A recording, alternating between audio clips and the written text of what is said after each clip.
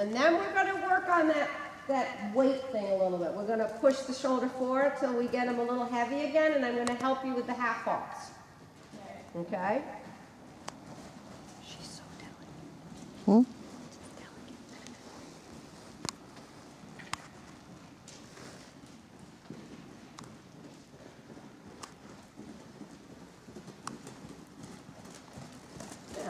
And you're going to just, ride your canter like we have been, and then when you feel him kind of stabbing the ground a little bit in front, look at this neck today. So much better. You're going to make that little shoulder forward positioning. It's a hair. I call it, if shoulder forward was a full cup, then shoulder forward would be a half of a cup. And when you want to position him a little bit, we're going to do like a quarter of a cup. That's how little you're going to bring the shoulders in and bend around the inside leg.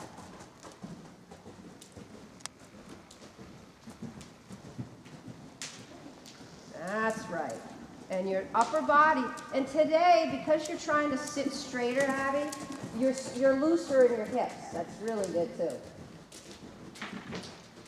too. Well done. Yep, good. Good correction there. Now see, that's a half halt. Now, do you know you did that? Yes. Yeah. So there you go. That what you did to help him with that moment of imbalance was the correct thing to do. Yep. And here in the trot, Abby. Now, is he strong or pulling? I have more weight. No contact? No, I do have contact. Okay. So when he's not really pulling. Okay. So when he falls apart out of the canter like that, which he's going to because he's more like a 3.5, 4-year-old sometimes. When you go in the trot, when he breaks in the trot, that's when I want you to use your shoulder forward half halt, okay? You're going to bring your shoulder a little bit in, but he's not going to fall against the inside leg. And then sit and canter again. But don't canter until he's in better balance in the trot.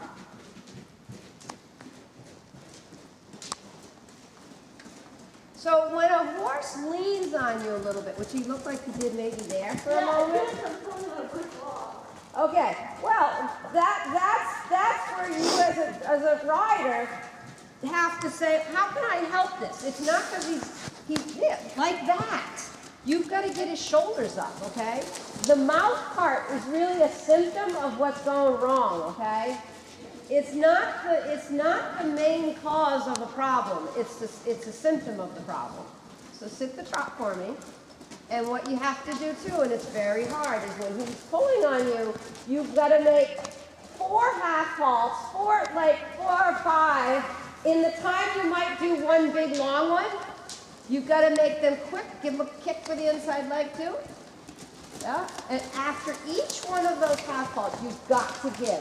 And if you got to go right back to another one, go back to another one. But don't hold him long, because then you are developing a shelf. And if you give him a shelf to lean on, good, and then soft. That's the girl there. And again, another one. And I'm telling you, you could ride my horse and you wouldn't believe how many times you have to half halt. He's so athletic and so strong and powerful horse. He's always, not always, but when he gets like this, when you describe it, I got to half halt a lot. But I can't hold him up because then he becomes stronger. Half halt. Now light. Good. Now, when you do the half halt and go light, is he nice for a moment? Yeah. That's my point, okay? That's the point. Then it falls apart again, right? And then it's your job. You're the pilot up there. And I'm glad. I would love for you to say to him, good boy, when he starts pulling on you and you make a half halt and correct him and he answers it, tell him he's really good. So that when he's strong like that, there, and I'm not bullshitting you, Abby. I don't bullshit people to win people's whatever.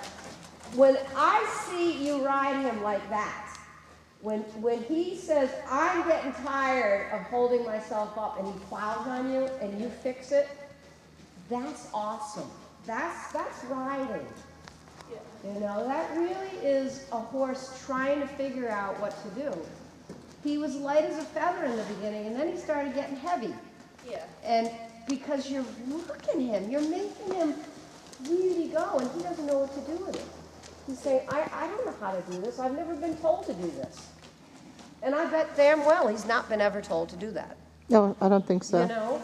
And so he's saying, well, what do you want me to do? I'm going forward for you. Right. And we have to really, really like that, because a horse that's backwards is so bad, as you probably well know. Yeah. It's not any fun. So he's saying, where do I put the stuff you're making me do? And that's where we half fall. It's the only thing. And you did, and when he can, and as you ride him more, and you ride with these half falls, and he can do it 5 steps longer, 7 steps longer, and someday he'll do shoulder in the whole long side without falling down, so to speak. Yeah. And that's how it works. It's building blocks. But to see him today with his neck longer and pushing on you like he did when he needed your help, for me, is absolutely right on target. If he was backing off and being kissy, Abby, then you could say that was a bad thing we did to him yesterday. You know what I mean? Yeah, but You he's know? not. So this is good stuff. And you did it. I didn't do it. I'm just coaching you. Good girl. Good. And really keep those legs nice and long. Your weight is so incredibly helpful when you ride. Now do the shoulder 4. Good. And remember to give after each one. If you do 7 of them in half of a circle, and then canter again. Good job. Yep. Yeah, and then half halt again. Shoulder 4, and light. Yep. And then canter. Inside leg at the girth. Good job. Very good. Good. And a little shoulder 4 before it falls apart. But make sure you got the leg aids part of it, the driving aids part of that half fall working as well. Yeah. Up. And then light. Now light hands, light hands. There. Beautiful. Yeah. You fix him. Yep. Good job. Half halt again with the leg. Really use your gut. And light hands, light. There. Quick ones like that. Really quick. Yes. Yes. Yep. Now trot just by vibrating the outside rein a little bit. Half halt again, shoulder 4, and then light. Good job. And you're sitting so well today. See her back today? Yeah, much better. Look at his neck. Look Yeah. at his neck. Oh my gosh. And his ears, he's loving this, Abby. Those nice, relaxed, thinking ears. That was good. That was really good. But you're the pilot up there, you know? You know, we all want to be beautiful, quiet, lovely riders, but we gotta work. It's a job. It's dirty. It's really a job. But there it goes. Then. Yeah, well, you did, because when he fell apart, your corrections were so good. And that's what made the canter so nice. So when he falls apart in the trot and goes, oh, this is so hard, because he's not naughty. He's just not strong. And then when he trots, you're going to help him out in that trot until you can make a half halt and give, and he stays there on his own. Then you canter again, and you go as long as he can do it, and you take breaks. He has gotten stronger, but I still think he does. What's that? He has gotten stronger, but I still think he needs his little breaks. Oh, I'm sure he is much stronger. But I'm talking again, like I'm looking at what I see from the first time last night.